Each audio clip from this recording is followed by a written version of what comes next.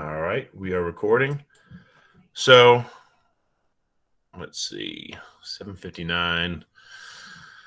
I don't want to do any really important announcements until 8. That way, I don't want anybody to miss anything. But then again, this is being recorded. So let me think. I'm trying to prioritize these, a triage of announcements and reminders. So I'm done grading everybody's labs, the photosynthesis respiration lab, like I kept saying, because people kept asking. I put it off as long as I could. I was under the impression you guys would take advantage of that and go and correct your mistakes for full credit. And almost no one did. I hate to sound rough, but this is possibly the worst semester I've ever seen as far as students. And it's not even not understanding the material. It's not putting forth the effort. I guess I told you what was wrong. I said, fix it. You can do it for full credit. And I said, come to me for help if you need it. And most people did not. So this has been the worst semester I've ever seen. Nonetheless, the photosynthesis respiration lab is now completely done. That's your grade. You can still fix it for partial credit, but that is now your official grade.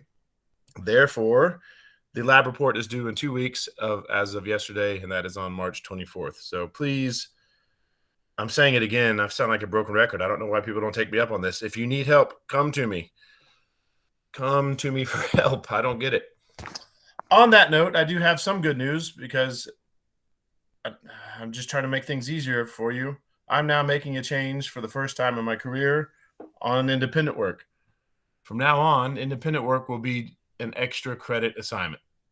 So you no longer have to do independent work. Everything you've done so far counts. Everything you will continue to do, if you do anything else for the semester, will continue to count, but it will be completely extra credit. If you want clarification on how the extra credit is going to affect your grade, meet me during office hours and I can break it down for you. But yes, from now on, independent work is extra credit because you guys just need to focus on labs, I guess, and doing the bare minimum. My idea was that most people would, when I came up with independent work, the idea was people would be doing the bare minimum, and then independent work would be just a little bit extra to get you interested in the biology and, do something on your own. But people aren't doing the bare minimum. So I'm getting rid of independent work as a mandatory assignment so you guys can focus on the bare minimum. So again, reminders, whenever you do a lab, go back and look at my comments because you can always fix your mistakes for full credit if it's done before the due date, and partial credit if it's done after the due date. And I am here to help you. You can just drop in during office hours, or we can arrange a time and I can meet you after office hours. So sorry to beat the dead horse, but I'm really worried about some of you guys passing or even graduating WVSU with a degree and then me saying this person has a degree from the same institution I do because it's basic instructions. But anyway, I'm sorry. It's Friday. That's past us. That was a good news, bad news thing. So let's move forward with all that good news that you don't have to do independent work anymore. And hopefully that'll put you in a good mood. The first word for attendance is going to be makeup. Like if you missed an assignment and you do the makeup assignment, or if you're in theater and you're putting makeup on your face before the play, whatever the case may be. So that's the first word for attendance. Let's jump into the PowerPoint. Let's see. Okay.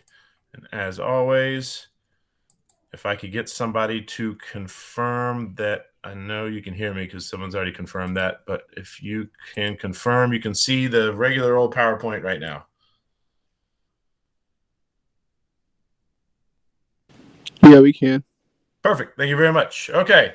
So to remind you where we're at, we were, I don't want to say in the middle of talking about mitosis. We were towards the end of it.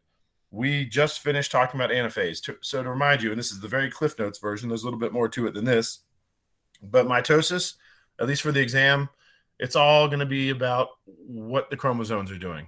So for example, in prophase, I told you that the chromosomes had condensed, right? They were no longer a big squiggly mess. They had condensed into visible chromosomes and that they were moving towards the center of the cell. And then I asked somebody, okay, if prophase is the chromosomes moving towards the center of the cell, then what must the next phase be? And the next phase is metaphase, and that is when they made it to the center of the cell. That's when the chromosomes are lined up in the middle of the cell. And then I said in that phase, in metaphase, when they're lined up in the middle of the cell, it's a tug of war and they're getting pulled and pulled and pulled. And I said, so logically, what must the next step be? And then someone, I think, correctly said, well, it's when they are finally pulled apart. And that's where we're here with anaphase. Anaphase is when the chromosomes have been pulled apart.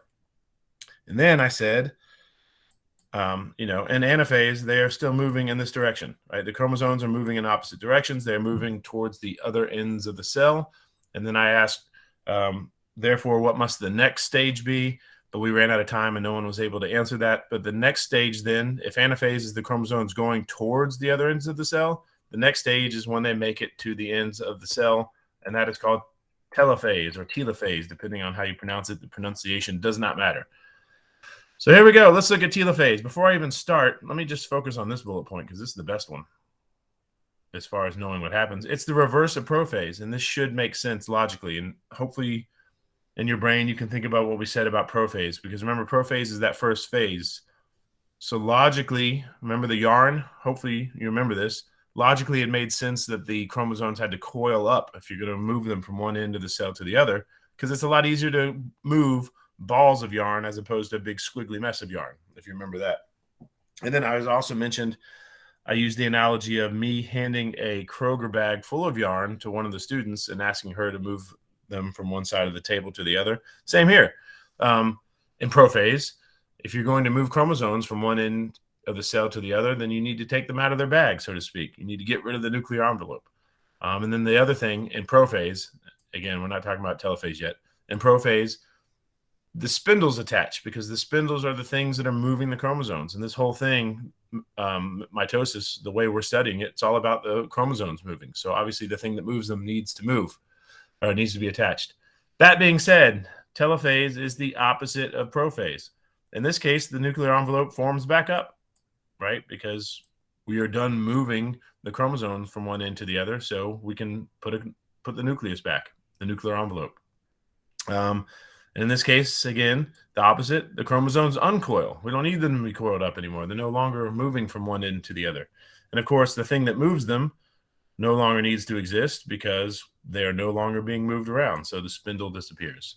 So the best way to remember telophase is simply the reverse of prophase. That being said, let's move back up and look at this bullet point. This bullet point kind of goes back to what I was saying in this slide when I said in anaphase, these chromosomes are moving towards the opposite ends. And then in telophase, they just made it, right? The two groups of chromosomes have reached opposite ends of the cell. And at this point, obviously mitosis is finished. And again, this is a little bit tricky, but the mitotic phase is broken down between mitosis and cytokinesis, and generally they overlap. So what happens is mitosis is now completely done once telophase is done. And meanwhile, what's probably happened is cytokinesis has usually started at some point during telophase. Now, as far as the exam is concerned, I'm almost fine with you just remembering the order going prophase, metaphase, anaphase, telophase, and cytokinesis. I'm fine with you just remembering it in that order. As long as in the back of your mind, hopefully you just remember that technically these two kind of blend together. Mitosis and cytokinesis, they kind of blend together. They're separate events, but cytokinesis kind of starts while mitosis is happening. And I'm about to tell you a little bit more about cytokinesis, but are there any questions about telophase or the other phases of mitosis in general? Okay, and to remind you, the way the exam is going to be, I'm not going to say list all the things that happen in telophase and list all the things that happen in anaphase. I won't do that. I'll give you some of this stuff. I'm going to say something like, in what phase does the nuclear envelope form and the chromosomes uncoil and the spindle disappears and the chromosomes have reached opposite ends of the cell, something like that. And when I give you all that information or some of this information, you should recognize that as telophase. So moving forward, there's a picture of telophase. Not that it matters. It's basically like the same pictures you saw in lab, except these have fluorescent dyes in them, making it easier to see. Okay, cytokinesis. Like I said earlier, this usually begins while telophase is still going on. And again, as far as I'm concerned for this exam, you can just consider cytokinesis coming after telophase chronologically. But again, for your own knowledge, technically it happens while telophase is happening. What does it do? This is the part that divides the cytoplasm into two cells. So to remind you, mitosis, prophase, metaphase, anaphase, telophase, that is the thing that is dividing the nucleus, right? So we're going to cut the nucleus in half with mitosis. We're going to go from, well, let me do it this way. With mitosis, we start with one nucleus and end up with two, right? Two nucleus. Now with cytokinesis, that's the thing that actually breaks the cell in half. So if we had a big cell and we had the one nucleus to begin with, that looks horrible, sorry. We had the one nucleus to begin with, and then we went through, let me cross through that. Then we went through mitosis. So now we have two cells, and they have two nuclei, right? Because that's what mitosis does. It gives you two different nuclei. But if we haven't gone through cytoplasm, or excuse me, if we haven't gone through cytokinesis yet, this is what we have. We have one cell with two nuclei. But then we go through cytokinesis, and basically we split that in half, and now we have two new cells, each with their own nucleus. So that's the basics of it. It's pretty easy to remember. And then your book differentiates the fact that there's a difference between cytokinesis in plant cells and animal cells, because as you know from a few different chapters, plant cells are different than animal cells. Specifically, what we're concerned with in this chapter, well, let me back it up. Last time we talked about the difference between plant and animal cells, it was when we were talking about photosynthesis and respiration, right? Because plant cells have chloroplasts and animal cells don't.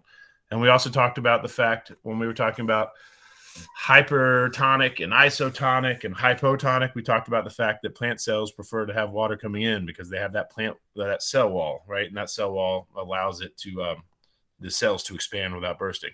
So that's what we're focused on, not the cells expanding part, but the cell wall part. So here we go. First, we'll talk about the easy one, the animal part, or when animals go through cytokinesis. We call that cleavage, and I probably won't even ask you that. I'll put a question mark because I might, but I probably won't. So basically, when you talk, the word cleavage just means cytokinesis in animal cells. That's it. And it begins with an appearance of this cleavage furrow. You can see it right here. It kind of pinches in at the indentation of the equator. And if you can imagine, that thing just keeps going and pinching and pinching and pinching until finally you have two cells. And that's it. That's cytokinesis for animal cells.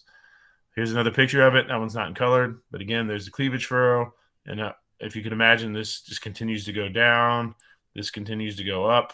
Or I guess you could say that they both continue to go in until, again, at the end, what you end up with is two daughter cells, each with their own nucleus. So again, there is a test question, or there is a question on your study guide, possibly a test question, and I've already mentioned it today. I mentioned it last week, I think. If a cell goes through mitosis but not cytokinesis, what are you left with? And that's what this picture is. It's a one cell with two nuclei, right? But then once it goes through cytokinesis, then you end up with two cells, each with their own nuclei. It's pretty simple stuff. Any questions about cytokinesis in animal cells? Okay, I'm making like a side note. So you said if it goes through mitosis and not cytokinesis, you get one cell with two nuclei? Yep. That would be this picture right here on the left. Imagine this picture. I mean, this one's going through cytokinesis on the left, but it hasn't completed cytokinesis, right? So what we have here, this is one cell and has two different nuclei in it. Because, again, the purpose of mitosis is to duplicate the nuclei and separate them. So if you do that, but you don't split the cell, then you have the one cell with the two nuclei. And that, like I said, that is a test question, but honestly, or it might be a test question, but honestly, in the grand scheme of understanding mitosis and meiosis and biology, that's probably not that important of a concept. So if for some reason you feel like you can't remember it or don't understand it, I mean, come to me if you need help, but don't stress over it. It's not that big of a deal.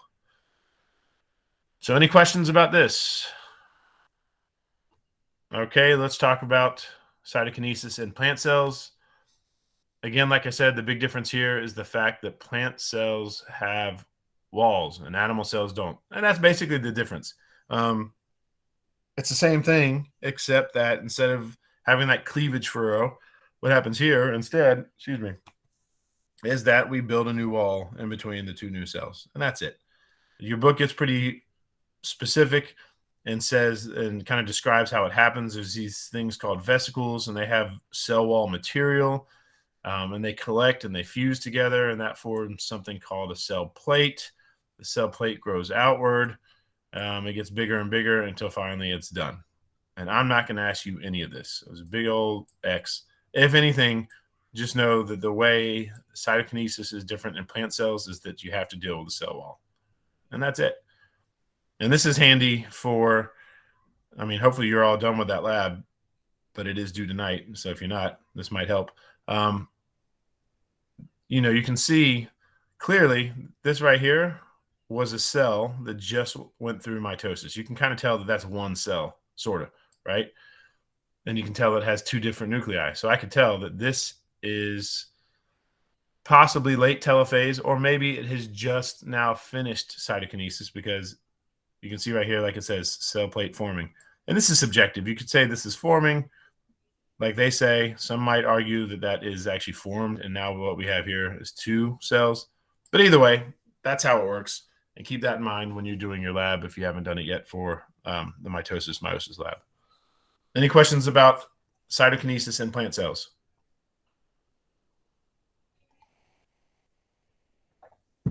Okay, moving forward. Now, before we go on to talk about meiosis, which is the other version of splitting the chromosomes, we're going to talk about cancer very quickly. And as far as the exam is concerned, I'm going to go light. There might not be any questions about this. I'm not quite sure yet. The next word for attendance is tropical. Like a warm place near the equator. Tropical. All right. For plants or animals to grow and maintain their tissues, they must control the timing of cell division. So this is a good time to remind you. We humans are sexually reproducing organisms. But as I mentioned at the beginning of this chapter, that doesn't mean we only go through meiosis, because remember, meiosis is sexual reproduction. Meiosis is how we produce sperm and egg. We also go through regular old mitosis, right? Because your kidney cells die, your liver cells die, your skin cells die. Sometimes your cells might get injured or killed instead of just dying of, I guess you could call it old age if you want. So because of that, we are going through mitosis. But it's not like you just need to constantly be making new cells, right? You need to replace old cells when they die or when they get damaged. You don't need to constantly make new cells. So for that reason, that's what this bullet point means right here. We have to control the timing of cell division, right? It's not like balls to the walls, having your cells constantly reproduce. That's not good, because generally what happens, well, we consider that when they're going out of control and just constantly reproducing, that is what we consider cancer. Basically. Of course, this is the very Cliff Notes version. Cancer is one word. It's a big umbrella word that covers many, many diseases. But yeah, it's a blanket statement. It's when the division of cells is basically out of control. So let's speak a little bit more to that.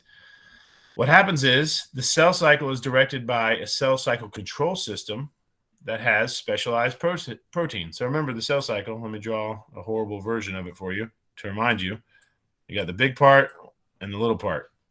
And you do need to know this for the exam. The big part is interphase. The small part is the mitotic phase. And remember, interphase itself is broken down into G1 and S and G2. And of course, as we just finished, mitosis is broken down into prophase, metaphase, anaphase, telophase, and cytokinesis. So right, they're all broken down. And we need ways to control when we go from G1 to S, and when we go from S to G2, and when we go from G2 to prophase, right? Something has to control that. And like your book says right here, these are specialized proteins that do it. There's a lot of them. that you could have a whole upper level biology course on the proteins that are involved in this process. So I'm not going to list them, obviously. And it's so complicated, as a matter of fact, that this is one of the few times where I wouldn't even recommend writing about it for independent work because it's just too much. But anyway, how do these specialized proteins work? They integrate information from the environment and other body cells. So again, there's things that happening in the environment or happening in your own body that are saying, hey, we need more cells here, or hey, you can stop making cells here, or hey, you need to go from G1 to S because there might be a chance that we need to duplicate soon. So go ahead and duplicate those chromosomes, right? There's just signals. And the most basic way of saying it is these proteins send a stop and go signal in the cell cycle. So again, like, all right, you're in G1, well, go to S phase. All right, now stop. All right, now go to G2. All right, stop. All right, so these are just proteins that, it's the on and off switches, basically, the stop and go switches. So, are there any questions about that? Again, cancer is when cells are the cell cycle is uncontrolled because basically the proteins that control the on and off switch or the stop and go signals, however you want to say it, there's something wrong with them. Any questions? Okay. Like I already said, this is a very broad statement, but basically cancer is a disease of the cell cycle because cancer cells don't respond normally to the control system, right? Because the stop and go signals are messed up or the on and off switch, however you want to say it, they're messed up. And because of that, they divide excessively, right? There's no off switch. They just keep dividing and dividing and dividing. And that is what may give us tumors. And also, they may invade other tissues. I'm going back to an independent work paper, or not necessarily a paper, but an article that one of the students shared with me about growth. It was a great paper because it even talks about this too. It talks about cancer. Because one of the other interesting things about cancer is they're not very sticky, so they don't stay put where they're supposed to. So you might get a cancer cell in your kidney, and then it may travel out to the rest of your body, and then take up spots elsewhere and then give you cancer elsewhere. And that's how cancer spreads. And that's why it can be one of the reasons it can be so dangerous. Anyway, the abnormal behavior begins when cells undergo genetic changes in the genes that encode for the proteins and the cell cycle control system. This bullet point is going to make a lot more sense in the next two chapters. But basically, let me go back to what I said on the last slide. There's proteins that control the on-off switches, right? The stop and start switches. Those are proteins, like I said earlier. And the directions on how to build a protein are written in your genes. So if you have a mistake in your code that writes, the instructions on how to build the protein, if you mess that up, then you'll still build the protein, but it'll be messed up. It'll have the wrong shape. And if you remember back when we talked in chapter 3 about proteins, I said proteins' function is most dependent on their shape. The shape is very important. So if you mess up the shape, you mess up the function. So in this case, again, if you mess up the code and the gene that says how to build a protein, then the protein will be built and it'll have the wrong shape. Therefore, it will not do its correct job. Therefore, you will get cancer. Basically. Of course, again, that's a very broad statement. That's not 100% accurate, but for the purposes of this discussion, it is good enough. So any questions about this slide? Okay. I'm sure you're already all familiar with these words, but cancer cells can form tumors, which are abnormally growing masses of cells. So essentially, you have a cancer cell. That's an abnormally growing cell. But then as they multiply and multiply and multiply, then you have something called tumors. If they remain at the original site, they are called benign tumors. If they don't, if they spread, that is really bad. Those are called malignant tumors. That's when they spread into neighboring tissues and other parts of the body. Like I've kind of described this earlier a couple of slides ago. They spread because they're not very sticky. They form new tumors. And the reason that's bad is because those tumors can interrupt organ function. And that's usually what kills you. So again, like your book says, an individual with a malignant tumor is said to have cancer. And once it does spread from its original site, metastasis is what it's called. So anyway, I'm going to put a big old X through all this, not because it's not important for you to know, but I'm not going to test you on it. It's not important for you. Don't need to know this to understand the rest of the information that we're going to cover this semester, basically. So that's why I'm not going to test you on it. Any questions about this slide? All right. Here's a picture of what we're talking about. This is a very common type of cancer. Here you have a breast. This is the glandular tissue in the breast, and there's a tumor right there. And you can see this tumor is growing and spreading throughout the glandular tissue. But then eventually it gets really bad here, and it's going to make its way to the blood system. And again, it'll go all over the body through the blood system. And it also makes its way to the lymph system. And then again, it goes all the way throughout the body in the lymph system. So basically, it's getting spread throughout the body because it was just a breast cancer, tumor in the breast, but then it spread, and it's going to spread. It could spread throughout the body. So, yep, that's just an example. Any questions about that? All right. Again, I'm going to put that big old X through this before I even talk about it because I'm not going to ask you about this. But there are three. This is a little bit old, but there's three main types of treatment. There's other stuff. There's definitely a lot of different experimental things. But the three main types of treatment are surgery, radiation, and chemo. Surgery obviously removes the tumor. That's usually the first step. Not always. My mom had a really weird cancer. It was a brain cancer and a sinus cancer and a skull cancer. So because of the way her cancer was, they couldn't even cut in there to get it out. So for her, surgery was not the first step. Actually, it wasn't a step at all. Anyway, radiation therapy. We talked about this in chapter 2, even though we kind of skipped over it because you weren't getting tested on it. We talked about how radiation can be used in medical purposes, and this is one of those ways. Radiation's bad. It kills cells. So if you use it in controlled doses and control where it goes, then you could use it to kill the bad cells. And that's basically what that says. Then there's chemotherapy. Same kind of concept. You give these cells some chemicals basically that are bad for them, that kill them, and hopefully it kills the cancer cells. Obviously, it kills other cells too, which is why people get so sick when they're on chemo, because it's basically they're pumping their body full of poison that is most deadly for the cancer, but it's still pretty deadly for the rest of the cells too. So anyway, any questions about those three things?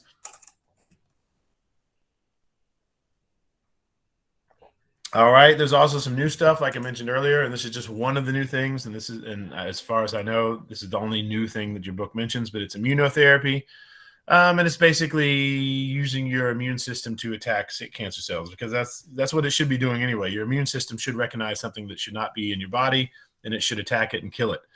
That's so much medicine is based on that. Vaccines are based on that. We'll talk about that later in the semester. But a vaccine, you're training your immune system to say, hey, this thing, it shouldn't be in here. So whenever you see it, destroy it.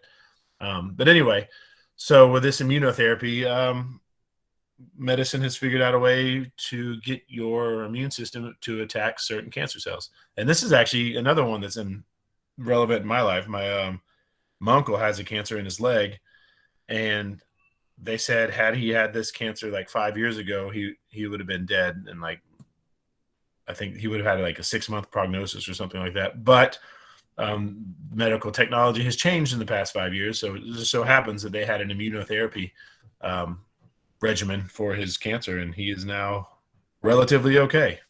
But anyway, that's immunotherapy. Any questions about that? Again, a big X, because this will not be on the exam. It might be on the study guide. Everything I'm putting X's through might be on the study guide, but it won't be on the exam. Oh yeah, a good time to remind you, even though independent work is now extra credit and not mandatory, I still recommend doing the study guides, because I use the study guides to write the exams. So again, if you say you're bad at taking exams, yet you never did the study guides that I used to write the exams, then I don't know. We don't know if you're bad at taking exams, or if it's just because you just didn't do the bare minimum to prepare for the exam. Anyway, sorry. Back to this. Another big old X. You should know this. You've heard this your whole life. This is all about how to protect your body. Look, you want to protect your cells. Cancer's bad. Don't smoke. Try to get some exercise. Avoid overexposure to the sun, because the sun, those photons are very powerful. They can hit your DNA. They can mess your DNA up. They can cause mutations. And when you get mutations, that can lead to cancer. Eat high fiber, low fat diet. That's always good for you. Here's a big one. Perform self-exams and visit the doctor regularly, especially when you get older like me. The best thing other than preventing cancer is finding it early. Early is good. Anyway, that might be a good independent work topic, because this is a very small list. And that would be a very handy thing for you to know if you don't know. What are different ways you can prevent cancer? And there's so many things out there. Like, some of it's pretty specific. Like, if you drink wine, don't quote me on this, because I think the science might be changing. But last I heard, they said something like, if you drink like 1 glass of wine a day, it's good for you. But of course, too much wine, and it increases your chances of getting cancer. So it's an interesting topic you can write about. There's a lot of things to write about as far as avoiding cancer. But anyway, here we go. Now onto the big part. In my opinion, meiosis is harder to understand mitosis, because meiosis is sort of like a different version of mitosis. It's like mitosis, but more complicated. And as a matter of fact, this is a good time for me to tell you, this is how I recommend studying it. Make sure you completely understand mitosis before you even start studying meiosis, because a lot of what the exam is going to be, I already told you about mitosis, right? Like, in what stage does this happen? And what stage does that happen? But when it comes to meiosis in the exam, a lot of it's going to be me saying, okay, how is meiosis different than mitosis? How is meiosis the same? So there's going to be a lot of comparing and contrasting the differences between meiosis and mitosis when you are getting tested on meiosis. So here we go. Let's jump into it. The biggest thing to note first, before we even get into the details of how meiosis works, is, again, as you've heard many, many times so far, meiosis is for sexual reproduction. Mitosis, which is the thing we just finished earlier, that is for asexual reproduction, right? So we are now dealing with meiosis, which is sexual reproduction. Specifically, it produces offspring that have a unique combination of genes from the parents. And I like this picture. You can kind of see, like, you can look at the parents, you can look at the kids, and clearly neither one of these kids looks just like their mom or just like their dad, right? Both of these kids look like a good mix of their mom and their dad, because they have a unique combination of genes from the parents. And also, the two kids, you can clearly, they are related. They're siblings, but they're obviously not the same person. They're obviously not identical twins, because, again, it's a unique combination of genes from the parents. Anyway, as far as the exam is concerned, the more important concept on this slide is this one right here. Sexual reproduction depends on meiosis and fertilization. And hopefully you already know from a lifetime of having science classes that fertilization is when the sperm meets the egg. Anyway, any questions about this introductory slide? Did you say that mitosis was the asexual one? Or yes. Meiosis? Okay. And I have a really stupid way of remembering that, and it's a little bit not PG, so please forgive me if I offend anybody with what I'm about to say. But the way you can remember that mitosis is the one that's not for sex, just remember this. You do not have sex with your toes, right? Now, even if you're into feet, you might incorporate some feet work into your whatever it is you're doing in bed, but you're not physically, you're not using toes to have sex and make babies. So, yes, that's the way to remember that. All right. So before we can even get into meiosis and how it works, there's a few things we're going to need to talk about. We're going to talk about a homologous chromosome. You need to know what that is. And that's going to be a very important topic. Then we're going to talk about gametes and the life cycle of a sexual organism. And then finally, we'll get to the process of meiosis. And my guess is, let's see, what time is it? 8:33. My guess is we'll probably finish up chapter 8 on Monday. And we'll get to this above the dotted line today. We shall see. Okay, well, let's talk about homologous chromosomes. Different individuals of a species have the same number and type of chromosomes. Put an X through that. Just because this is an introductory statement, I'm not going to ask you that. That's not a test question. This is, again, just an introduction. Meaning, well, hold on. Give me a second. Okay, never mind. Meaning, like a white-tailed deer, I don't know the answer to this, but however many chromosomes, if I were to look at the white-tailed deer in my yard and, take out their blood and look at one of their sets of chromosomes, they would have the same number of chromosomes as every other white-tailed deer on Earth, unless there was one problem. That's all this is saying, right? We all have, more specifically in this conversation, all humans have the same number of cells unless there's something wrong. So that being said, let's talk about a new term, a human somatic cell. So, we have all types of different cells. So a human somatic cell is basically just a typical body cell, i.e., not sperm or egg. So in a sense, you could break human cells into two categories. You could do many categories, but in this conversation, the two categories of human cells are somatic cells. Excuse me, let me do the other one first. Sperm and eggs, right? That's one category, the sperm and eggs. And the other category is somatic cells. I hope this makes sense. I hope you see what I'm saying here, that when it comes to the cells in your body, you have sperm and egg cells, and then you have everything else. And everything else is what we call somatic cells. Now, if we're looking at a somatic cell, a human somatic cell, we would see that you have 46 chromosomes. That's what this picture is right here, right? You can see 1, 2, 3, 4, 5, 6. I'm not going to go through all those, but there are 46 chromosomes. And you can see them, as this points out, in a karyotype. And that's what this picture is here. And on the next slide, I'm going to show you another karyotype. Now, this is a lot of information. For the exam, the important information here is that you know what a somatic cell is. And again, that's just any cell that's not a sperm or an egg is a somatic cell. And also, you need to know that humans have 46 chromosomes. And again, there are exceptions to that. We'll talk about that later, but the typical human has 46 chromosomes. And I am going to tell you a little bit about what a karyotype is. I've already introduced you to the concept, but I probably won't ask you about that on the exam. But are there any questions about this slide? Okay, the next word for attendance, I'm going to put a star next to and underline it.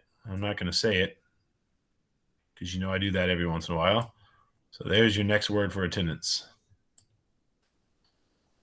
Moving forward, now that we have that next word for attendance that has been underlined and starred, let's talk about the karyotype. And if you're taking notes, you can give your note-taking hand a break because I'm not going to ask you anything about this in an exam.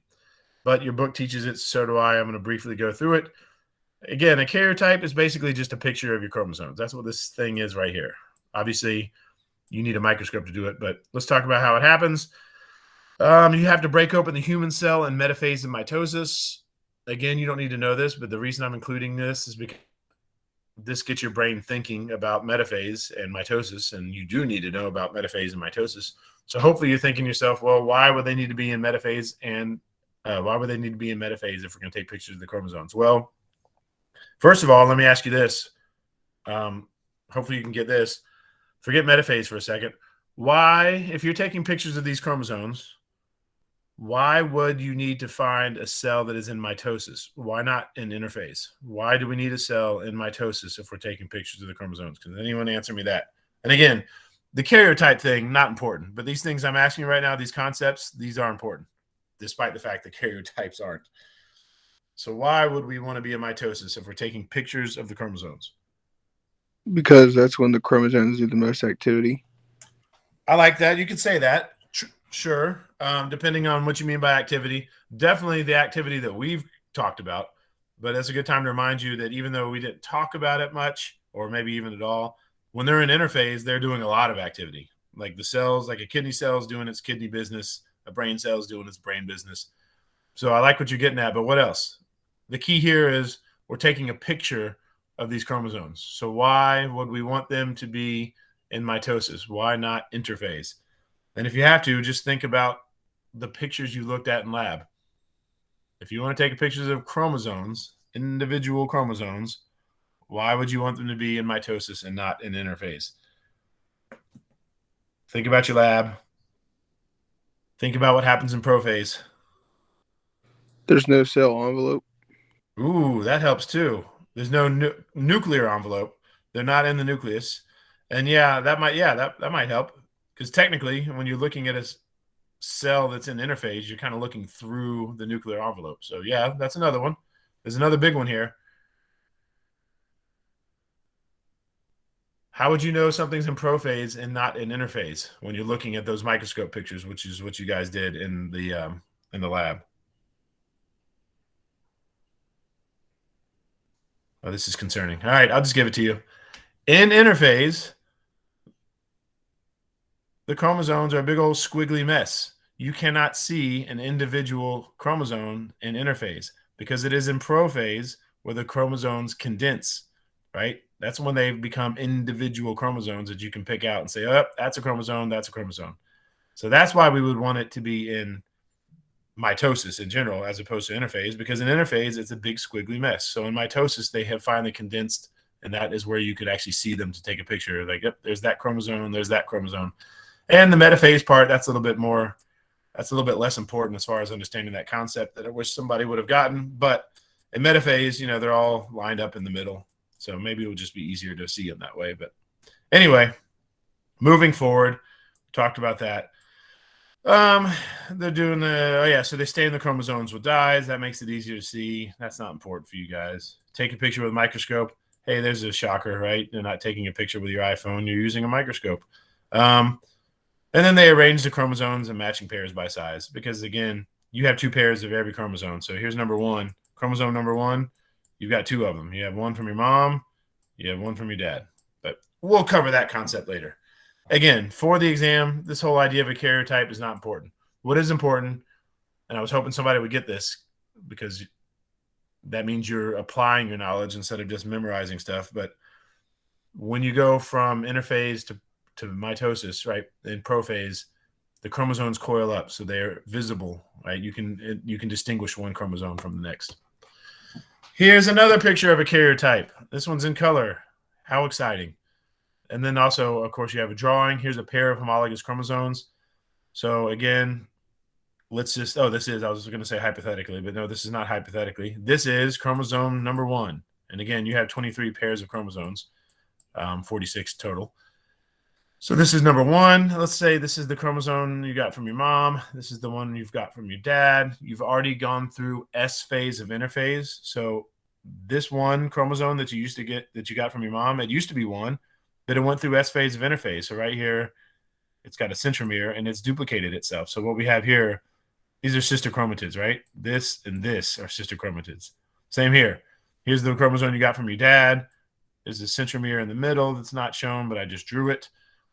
It has gone through S phase of interphase, so it has duplicated itself, and now we have sister chromatids. Point being, though, this is a homologous chromosome, what we're looking at here. What we're looking at here is chromosome number one in this case, one of which you got from your mom and one of which you got from your dad. So each of the 23 pairs of chromosomes are homologous chromosomes. So for number 22, you got one of those from your mom. You got one of those from your dad. Your sex chromosomes, which we'll talk about later. You got the X from your mom. You got the Y from your dad. Number 9, chromosome number 9. You got one of them from your mom, one of them from your dad. But each one of these, this box is chromosome number 1. That's a homologous chromosome. These are homologous chromosomes. These are homologous chromosomes. A homologous chromosome, homologous chromosomes, they resemble each other in length and centromere position. And again, that's just what you see right here. You can see that they, these two look similar, these two look similar, these two look similar, so on and so forth. And here's the more important part. As a matter of fact, let me even put an X through this for the purposes of grading and studying for the exam. Homologous chromosomes carry genes controlling the same characteristics. So, for example, I'm going to back up. Please forgive me. and I'm making this up, if the gene for bad breath is found on the very tip of chromosome number 1, right here, that you got from your mom, then also, if you were to look at the chromosome number 1 that you got from your dad, the gene for bad breath will be found right there. And then if you were to look at my chromosomes and look at the very tip of chromosome number 1, sure enough, there would be the gene for bad breath, right? And if you were to look at Vladimir Putin's chromosomes and look at the very tip of chromosome 1, right there would be the gene for bad breath. The point is that when we're talking about homologous chromosomes, they carry the genes that control the same characteristics. So I circled that because that is important as far as understanding things later in the semester. And yeah, I'll come back to that concept. But for now, just keep that in the back of your mind. Homologous chromosomes carry genes controlling the same characteristics. Here's the more important stuff regarding this portion of the exam. If we're talking about homologous chromosomes, we have 46 total chromosomes, as I mentioned earlier, and that is broken down in this way. We have 22, well, let me say this first of all. I should have had an extra bullet point right here. We have 46 chromosomes. Actually, let me put the bullet point. This bullet point should be right here. 46 chromosomes, meaning we have 23 pairs of chromosomes. And those 23 pairs of chromosomes can be broken down into this. 22 pairs of matching chromosomes, which we call autosomes. And then 2 pairs of one pair of chromosomes, so 2 chromosomes called sex chromosomes. So let me slow down and make sure you guys get this because this is important for the exam. If we're talking about all 46 chromosomes or all 23 pairs of chromosomes, however you want to say it, we have sex chromosomes, 2 of them. We have 2 sex chromosomes, and then we have everything else. And the everything else are called autosomes. So that is a word you need to know. The same way when we talked about cells, remember we have the somatic cells. Excuse me, let me back that up. We have the sperm and egg cells in our body, and then we have everything else, right? And the everything else are called somatic cells. Those are cells. Now we're talking about chromosomes. As far as chromosomes are concerned, we have 2 sex chromosomes, and then we have everything else. And the everything else are called autosomes. You need to know that for the exam. Now, let's talk about these sex chromosomes. Another thing you need to know for the exam is that for mammals, males have an X and a Y, and females have an X and an X. It gets much more complicated than that, but this is a 100-level non-biology major course. So as far as you're concerned, males have an XY, females have an XX. But that is a very interesting topic if you want to look into it for your extra credit independent work. Some females have something different than X and X, and some males have something different than X and Y. And then there's some creatures that are not mammals that are really fascinating. Some animals are born male, and then when life needs them to, they switch and become females. It's very fascinating stuff. Sex is a very fascinating thing in biology. So anyway, any questions about this slide? All right, your next word for attendance is smell. Like when you smell something, or the Leonard Skinner song, That Smell. Let's move forward. I'd like to at least introduce you to this next bullet point, maybe even finish it before our time is up. We are talking about gametes, which again are the sperm and the egg, in the life cycle of a sexual organism. The life cycle of a multicellular organism, hey, that's us, is the sequence of stages from adults of one generation to the adults of next. So you should go ahead and marinate on that one for a while, because I think when most people think of human life cycle, they probably correctly think of birth to death. But in the context of this conversation, we are talking about adults of one generation to the adults of the next. Now, before I even jump into this, and because I realize this is a little bit counterintuitive and it might be a little bit confusing for that reason, just know that this concept that I'm about to teach you is not of an extreme importance for the exam or for understanding the upcoming material. So try your best to understand it. Let me know if you need help. But if you're feeling frustrated because it's not quite clicking, then don't worry about it, because ultimately it's not very important as far as, again, like I said, the exam or understanding the upcoming material. Anyway, if we're talking about this life cycle of sexually reproducing organisms, then having two sets of chromosomes, one from your mom and one from your dad, is a key factor in the life cycle. And that brings us to a word that you do need to know, because I will be using it a lot, and it will be used a lot in the exam, because like I said, there will be a lot of comparing and contrasting in certain parts of the exam. So you need to know that humans are diploid. We are considered diploid, which means all of our body cells contain pairs of chromosomes. So you could think of the prefix di as 2, right?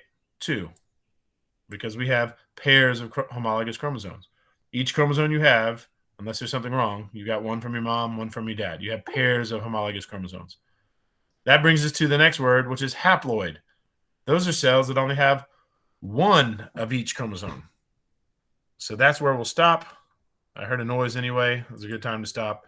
On Monday, we'll come back and hopefully finish up chapter 8.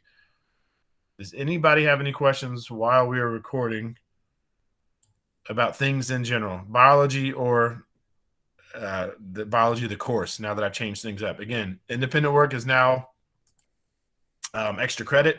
And if you want to know specifically how those extra credit points will work, then you'll just meet me online for office hours and I'll show you. But basically, it's going to do nothing but help you. So any questions?